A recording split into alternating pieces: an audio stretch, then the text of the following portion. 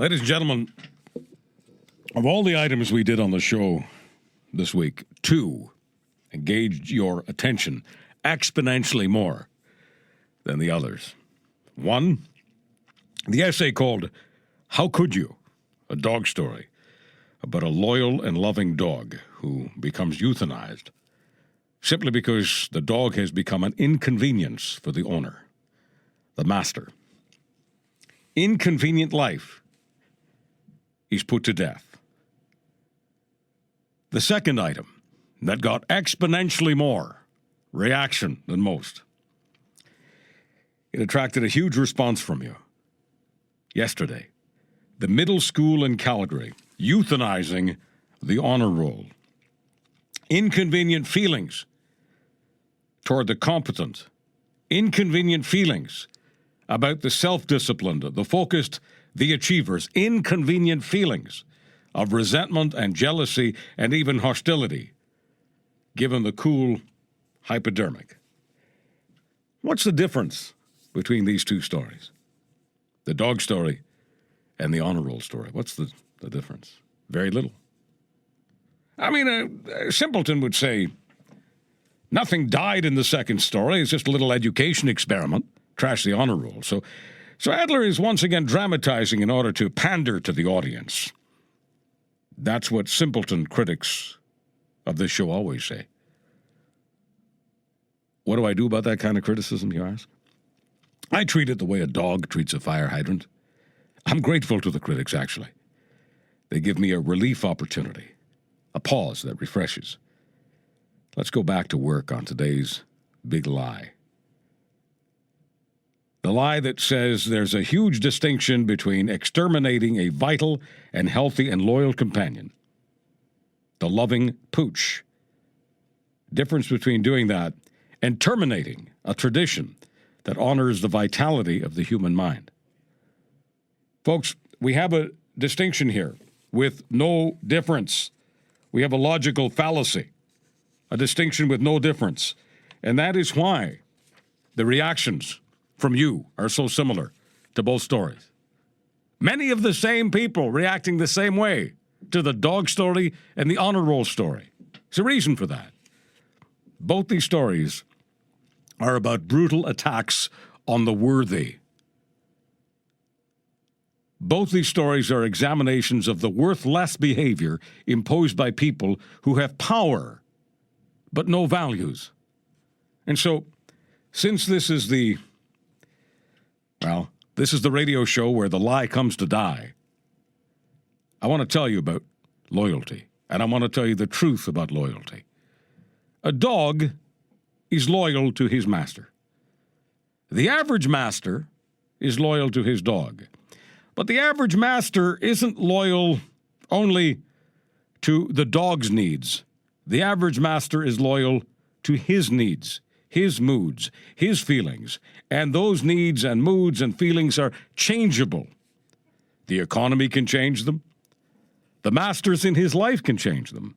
His relationships with people, his wife, his daughter, his job, his boss, his client, his passive and sometimes his active interest in someone else's wife or daughter. Feel free, by the way, if you're reading a transcript of this monologue or listening to it live or on the podcast, to just switch the pronouns around. Because I'm a man. I don't pretend to be anything else. So if I'm speaking in a very personal way, which is what I do here, I'm classified as an authentic personality, as opposed to one of the fake flakes who don't know what they think or why they think it. So they've got people giving them a list of questions for the prepared guests who are sometimes fakes. And it doesn't matter how the guest answers the question. The fake personality then goes to the next question on the list. So why do you, our beloved customer, find those fake conversations boring? Because your mind requires engagement. And when the fake personality is clearly not engaging the guest, who's often also a fake, the experience makes you go for the needle. You click it off, as you should. And so because I'm not a fake personality, I don't wish to constantly say things like his or her, their. You hear that all the time in our territory temporarily occupied by the troops of political correctness. No his, no hers. Those pronouns are verboten. only theirs. So if you hear sentences like this one, I'll give you an example. If a student requires an iPad to do their work, wait a minute. You have a student, singular. Why are you using their work? Why are you implying that the singular is more than singular? A plural. That makes no sense. Well, here's the deal. We're talking about 2013 politically correct ideology. If you say his work, you're referring to a student and you say his work, the mindless feminists will round you up like a prisoner of war. The war against men. You can't say his. What about the girls in the class? Okay, so should we constantly change the his to hers? Should we do that? No. When you say that, you're also creating gender differences where there should be none. Okay, so as we grit and grind our teeth, what do you want me to say? Just say theirs. That's genderless. It discriminates against nobody. Wait a minute. If I'm describing one person, a noun, don't I need to describe the person with a singular pronoun, him or her, his or hers? No, you don't, we're told. By the PC police. You don't. It's they or them or theirs. No him or her or his or hers. No discrimination against gender. Okay, so I'm not, quote, discriminating against gender.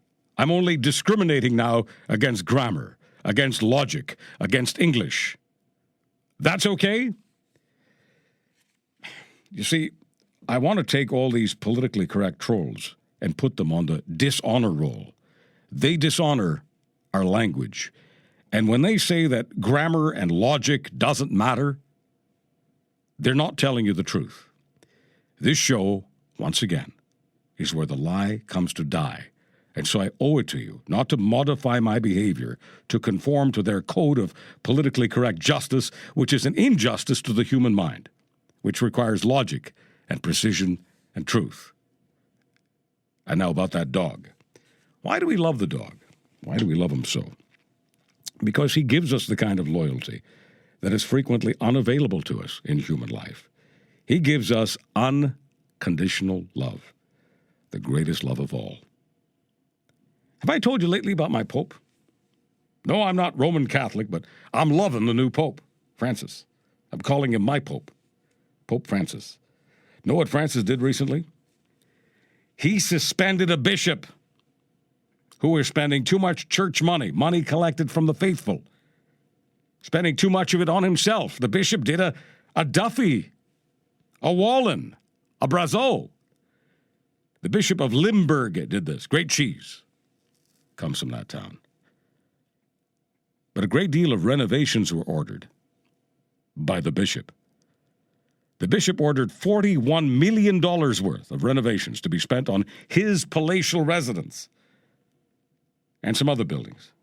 The Bishop of Limburg ordered a $1.1 million garden, an 800-square-foot fitness room for himself, a cross to be suspended from the ceiling of his personal chapel. That meant a very expensive roofing job.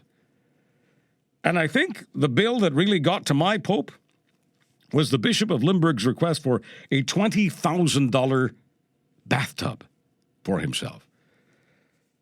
The Pope has drowned the bishop's career in a tub. You see, my Pope did this because he has unconditional love for Jesus, in this case. And he knows that Jesus would not abide by having the flock sheared in this way. When you love unconditionally, things are different. If you say you love knowledge, enlightenment, excellence, dedication, and achievement, you cannot love the education bureaucrats in Calgary who want to drown the honor roll in a tub. Think about it. If you love knowledge and enlightenment and excellence and dedication and achievement, how can you do this? How can you destroy the honor roll? You cannot love all of these virtues any more than the master who decided to move his family. You cannot love the trashing of the honor roll which goes against these virtues. You trash the honor roll, and you're saying these virtues aren't as big a deal. It's like saying grammar isn't a big deal. English isn't a big deal. Truth, logic, not a big deal. To trash the honor roll, to trash all of that which it represents, is the same as the master deciding to move his family from a suburb to an urb to a place that's not dog-friendly, and so he drops the dog off at a kill shelter where they dispose of him. Dispose of the honor roll. Dispose of the dog. Dispose. Because you are not capable of unconditional love for what really matters and who really matters. The dog loved his master unconditionally, but the master was a Duffy.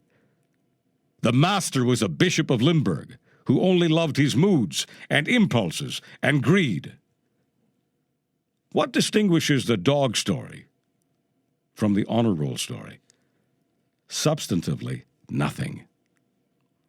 Both remind us that the greatest values of all are disposed all too easily, disposed of, trashed by people with power who are doing this to suit themselves. My Pope would not burn the honor roll. My Pope would not arrest his dog's heart.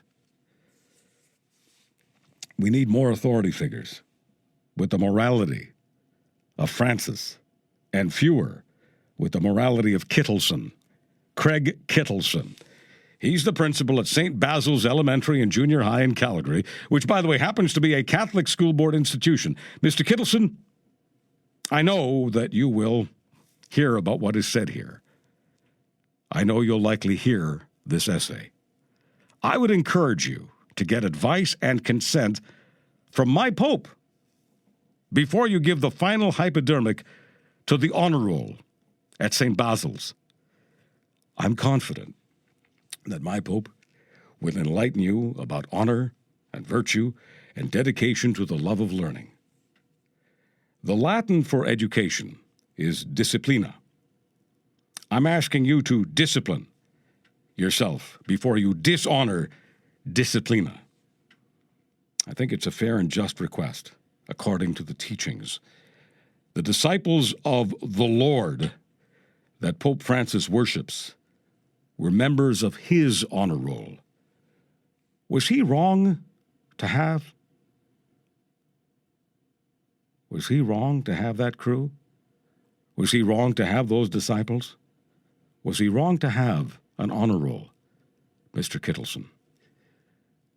I'm Charles Adler.